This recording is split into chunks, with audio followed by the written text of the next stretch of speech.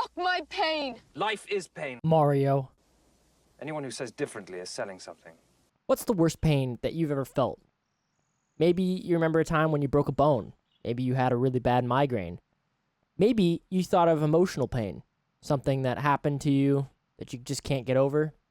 Now, what if I told you that that pain that you just thought of was going to happen to you again?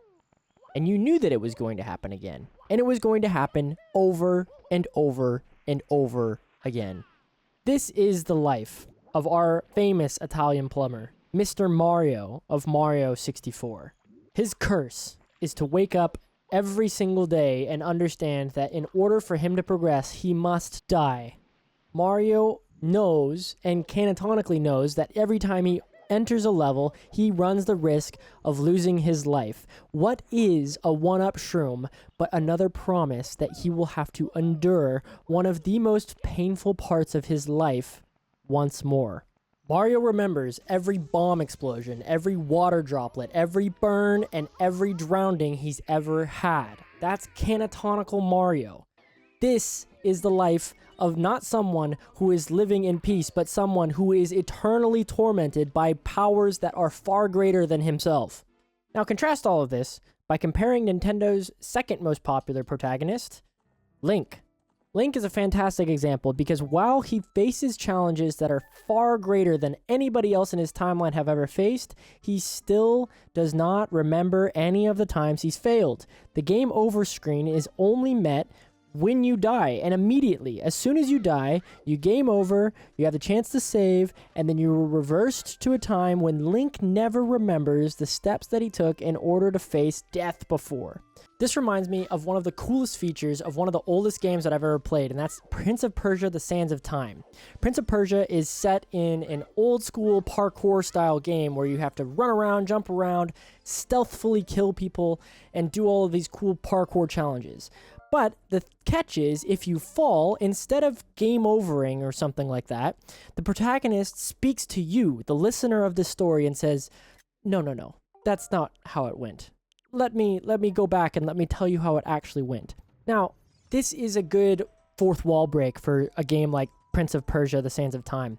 But this is also how we can think of Legend of Zelda: Ocarina of Time. This is how the storytelling works. We know that the hero of time is an undefeated champion. We know that the other incarnations of Link are also undefeated. These are people who have not faced eternal defeat, and they are not somebody who ever gets knocked down by a measly Goomba or a pit or something like that. Any of the failures that you have are yours personally and are not shared with the character that you play. Link and Mario have quite a lot in common. They are two of Nintendo's most famous protagonists. They play in a 3D space and a 2D space, both of them. They have quite a lot of merch dedicated to them, and yet Mario feels a little bit closer to you as the player rather than Link does. While Link doesn't have any dialogue that we know of, Mario doesn't either, and he still shares in our failures much more so than Link does. When Link dies, we get a dramatic little game over screen where Link kneels and the game's over, and then it's all back right as rain. Link's life is never better, and he can't think of a time that it was any worse, in fact. However, Mario, when he goes down, it's almost as if we hit the ground with him. In fact, Mario remembers it just as much as we do, and that brings him a little bit closer. It makes him a little bit more us. Who is the real character when you're playing a Mario game, and who is the real character when you're playing a Link game? Now, this brings us to a whole lot of different mediums, but mainly it comes down to how high fidelity is the medium that you're absorbing. Now, the lower fidelity a medium is, the easier it is to resonate with the character that you're playing as. Mario, 8-bit Mario, is way easier to impress upon than the new Mario, right? New Mario has his own characteristics. He has his own feel.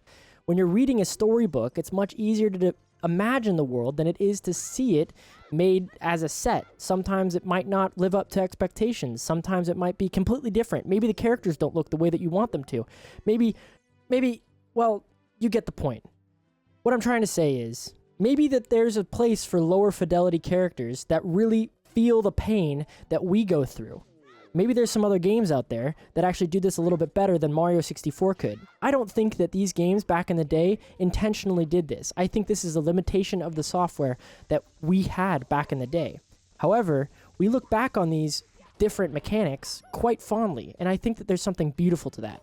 How amazing would it be to play as a character who actually remembered how many times he died? How many times that you failed? How many times you got burned? And how many times you got hit by an enemy? Now, it might make for a weak protagonist, but it also might make for a character that resonates way closer to the player.